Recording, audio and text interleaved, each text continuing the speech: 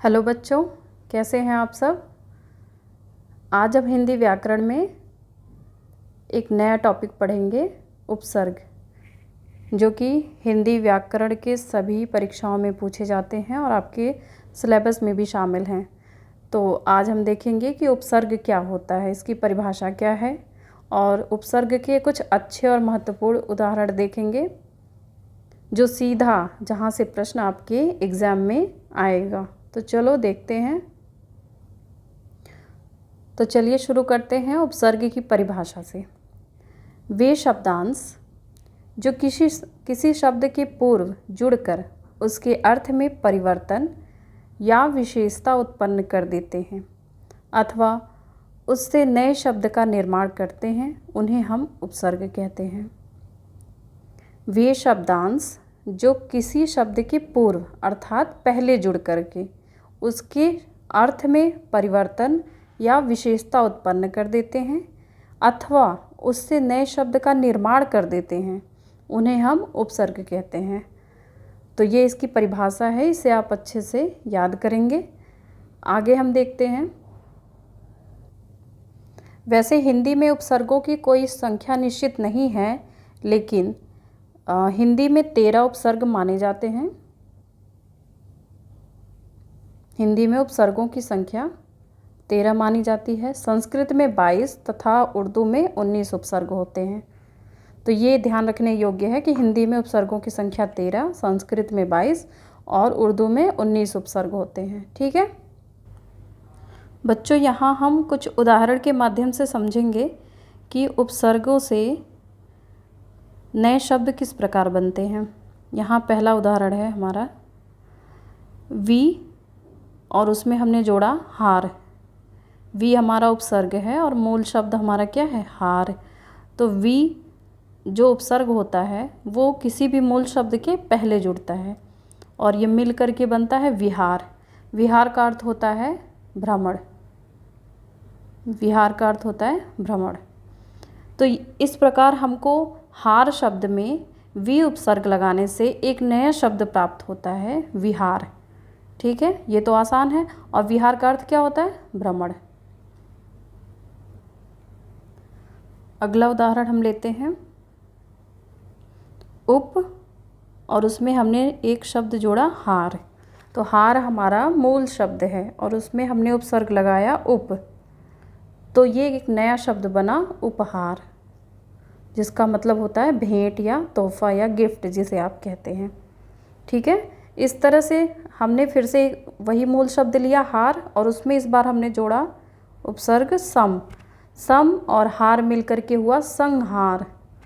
ठीक है, जिसका अर्थ होता है नष्ट करना। ठीक है, अगला उपसर्ग है प्र। प्र में हमने हार जोड़ा तो क्या बन गया, प्रहार।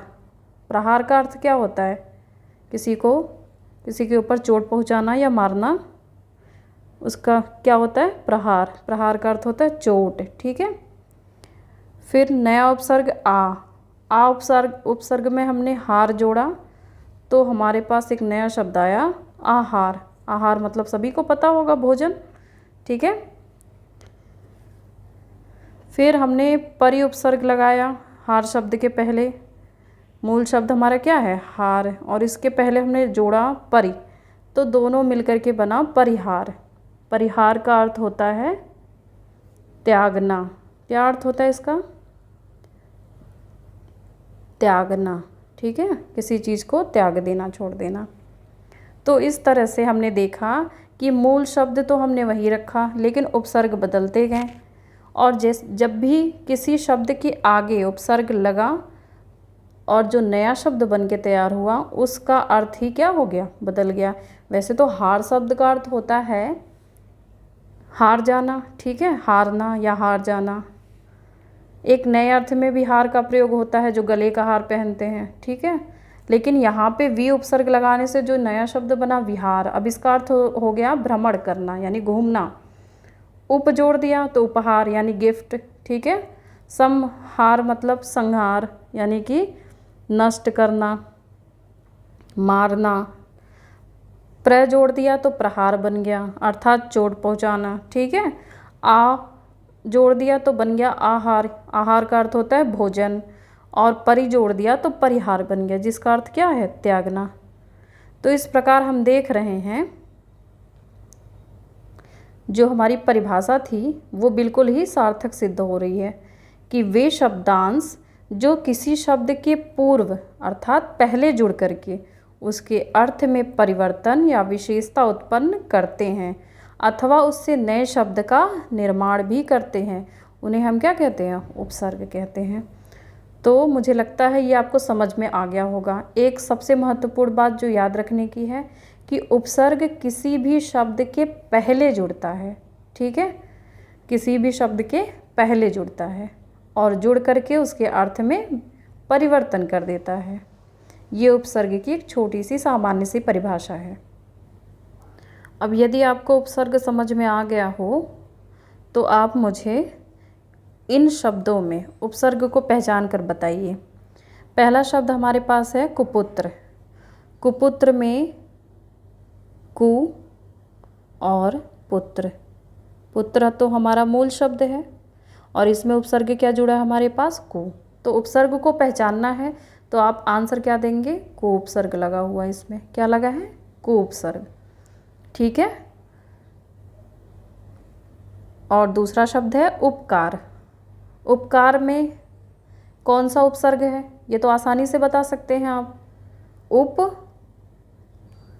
और धन कार, ठीक है। तो उपसर्ग कौन है, उप, क्योंकि हमने सीखा है कि उपसर्ग हमेशा शब्दांश शब्द के पहले जुड़ते हैं। उपसर्ग कहाँ जुड़ते हैं, शब्द के पहले।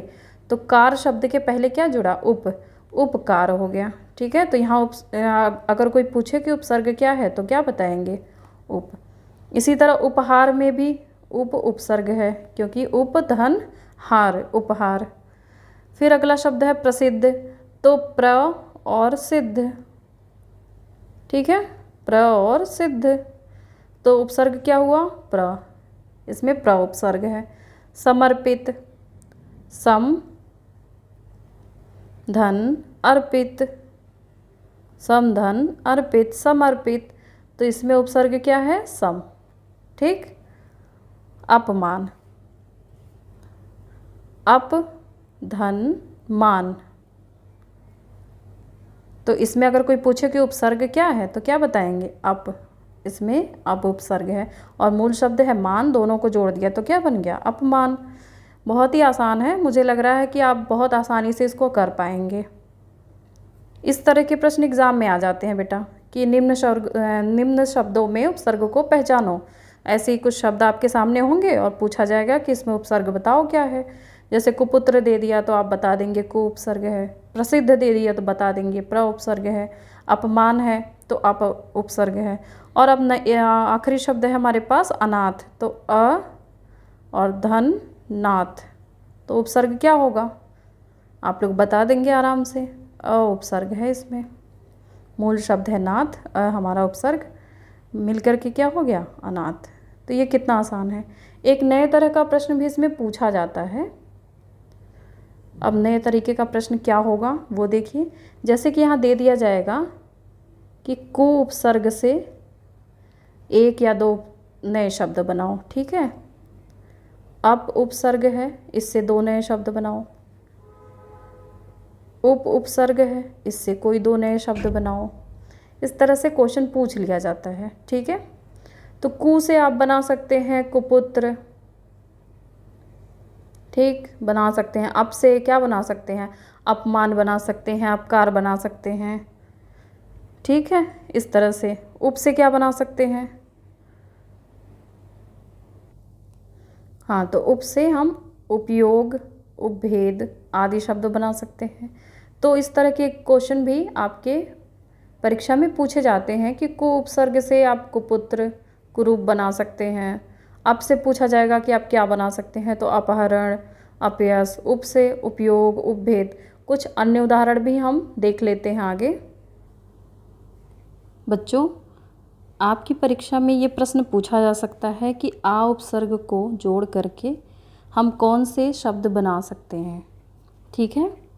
तो इसका उदाहरण यहाँ सामने मैंने लिख दिया है, आगमन और आकार। अव उपसर्ग से कौन कौन से शब्द बन सकते हैं?